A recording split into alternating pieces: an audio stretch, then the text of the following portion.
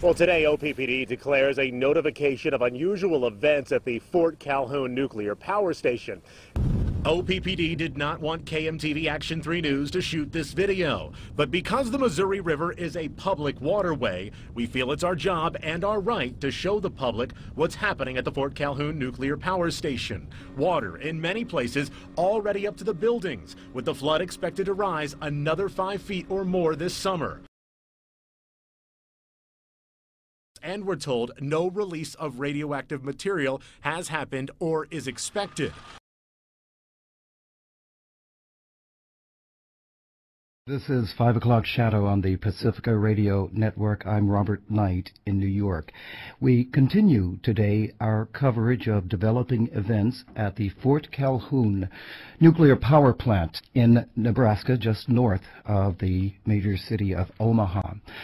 During our last report, it was revealed that there had been a level 4 emergency declared at the plant because of the imminence of flooding from the Missouri River. The Army Corps of Engineers advised that the height of the river would be reaching or soon exceeding 1,004 feet above median sea level. And in that interval, the plant was required to go into emergency operations to defend and protect against flooding, of which there have been problems in the past at that plant with leakage passageways at the junctions of walls and of pipes and other related items. During our last report, yet more news came in that during the day there was a fire, an electrical fire in a basement of that nuclear power plant that caused an evacuation of the plant from approximately 9:30 or 9:40 a.m. local time until after 1 p.m., approximately 1:30 p.m. local time. During that time, part of the plant was rendered inaccessible because of poisonous gases and of gases that were used to extinguish the electrical fire. It gets even worse. We now know that the systems that were incapacitated by that fire at this nuclear power plant called Fort Calhoun in Nebraska, it had been shut down for refueling, but this electrical fire incapacitated parts of the cooling system for the spent fuel pool. Listeners might recall that one of the great hazards at Fukushima is the tremendously overpacked spent fuel pool at unit number 4. This is an important story, and we are honored to have with us one of the most prominent experts on these issues, Arnie Gundersen, a former nuclear power plant operator and chief advisor for Fair Winds Associates. Arnie Gundersen, what is the latest you know about what is going on and what has happened and been minimized in the reportage generally about the situation at Fort Calhoun? Well, thank you for having me, and your summary was really excellent. The sandbags and nuclear power plants really don't belong in the same sentence, and now we're seeing one that is literally putting sandbags up to reinforce itself against the flood.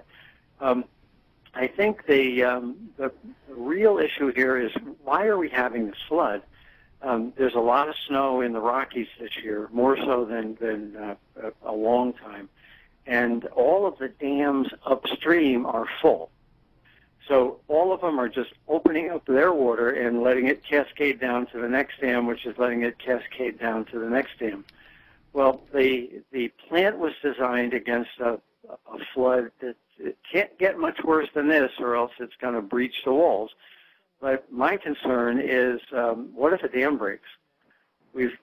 That would be the equivalent of the Fukushima tsunami.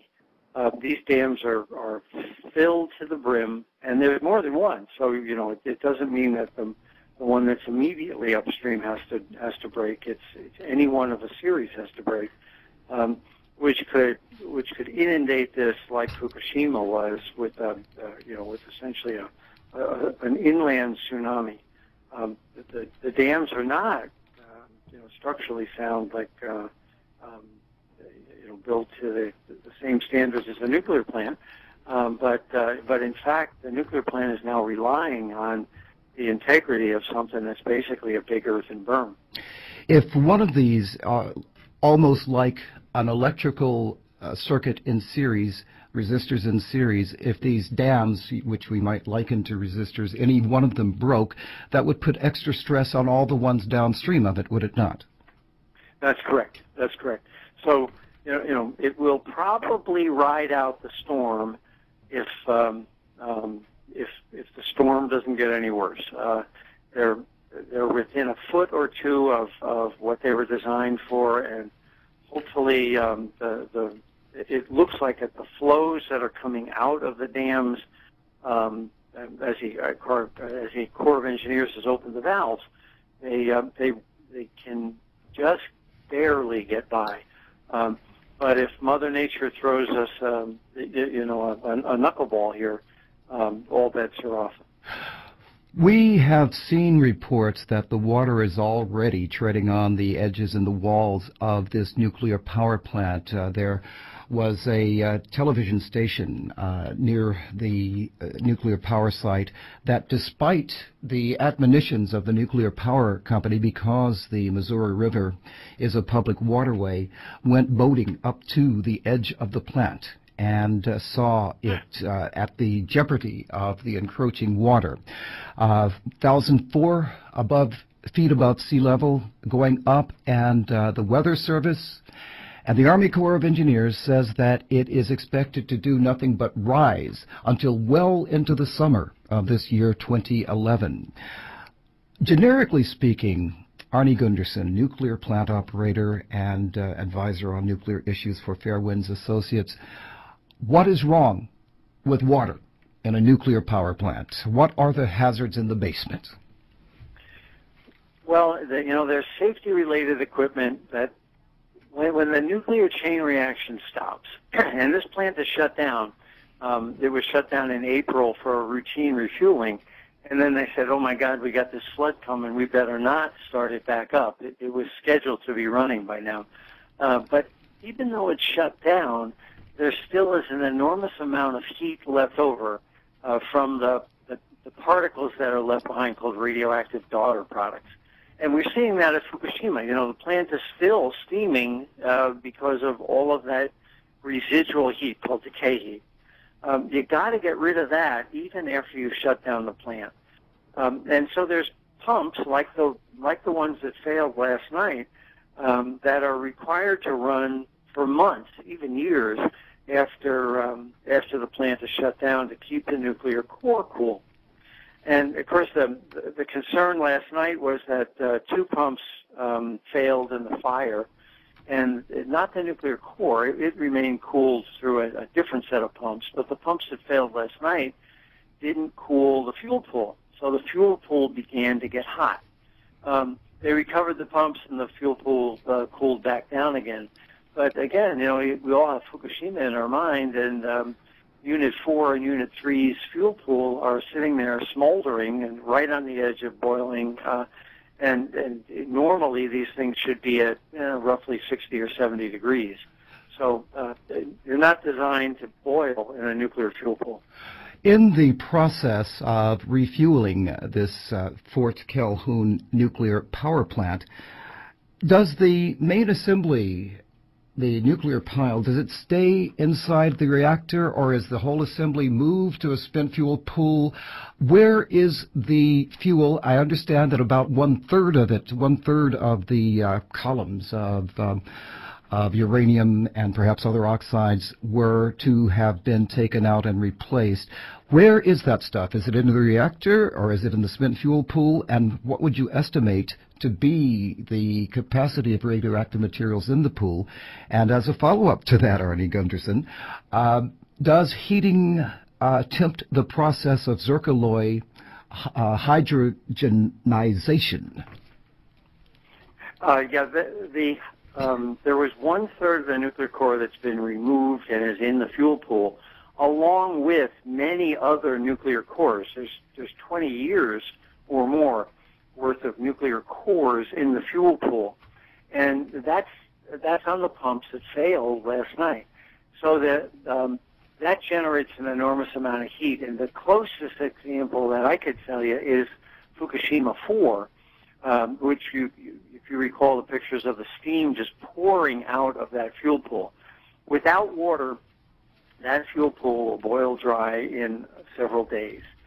Now, the NRC's position is, well, you don't need to call that an emergency pump because you have several days and you can always spray water in and things like that. The problem with that argument is that as it's boiling or approaching boiling, it releases an enormous amount of humidity, and that wipes out all of the electrical wiring in the containment. So you don't want to get anywhere near boiling, and I don't know that the NRC really understands that issue yet. The other issue of what's in the nuclear reactor, there's fresh fuel plus 2/3 of the nuclear core. Now, the pumps that cool the nuclear reactor, the NRC considers safety related. The pumps that cool the fuel pool, the NRC says are not, and those are in a separate cooling system. They did not. They were not involved in the fire last night, but the flood is encroaching on all of that wire. Unlike Fukushima, the diesels are high enough so that as the flood comes up, they'll probably be able to retain diesel power, unless there's a bigger wave, from a dam collapse. And I think that's the lesson here, is that Mother Nature can throw things at us that we did not anticipate. And let's hope that a flood like the one we're seeing is as bad as it's going to get. This is 5 o'clock Shadow on the Pacifica Radio Network. I'm Robert Knight in New York, and that's Arnie Gundersen in Vermont. And Arnie, one of the beauties of this kind of listener-sponsored broadcasting is that we can look in more depth than the superficial ways in which much nuclear news is being covered, if at all. In the past day and a half or so, most conventional press reports simply said, well, there was no danger of the release of radiation, and did not sufficiently, in our opinion, address the issue of the potential heating up of the spent fuel well, of the loss of monitoring or the loss of cooling systems and such. Because we have this opportunity, I'd like you, as a nuclear expert, to help us walk through the nuclear event reports from the Nuclear Regulatory Commission. As of the 7th of June, 2011, there was not a report on that day of the electrical fire, after the flooding emergency was declared on the 6th of June. However, today, we now have some items from the NRC's event reports, which, if anybody needs a frightening bedtime story, just read these each and every day. And Arnie, I'd like to actually take some time to be very specific with you so you can translate this for our audience, okay? Okay, go ahead. All right, this is the nuclear event report for the 8th of June, 2011, in regard to the Fort Calhoun nuclear power plant. I'm going to read 4 segments seriatim. Beginning at about 9:30 Central Daylight Time, the licensee noted fire in the west switchgear room. The fire brigade responded and found a room filled with smoke, but no active fire. Halon did discharge in the room. At 09:56 Central Daylight Time, off-site assistance was called, and Blair Fire Department responded to the site. Blair Fire Department confirmed no active fire in the switchgear room. All off-site power remained available, as well as the emergency diesel generators if needed. The licensee is currently attempting to ventilate the room. A thorough inspection of the affected area and determine the cause of the electrical fault will be facilitated once the room has been fully ventilated. What is a switchgear room, and what level of disorder was taking place at that time?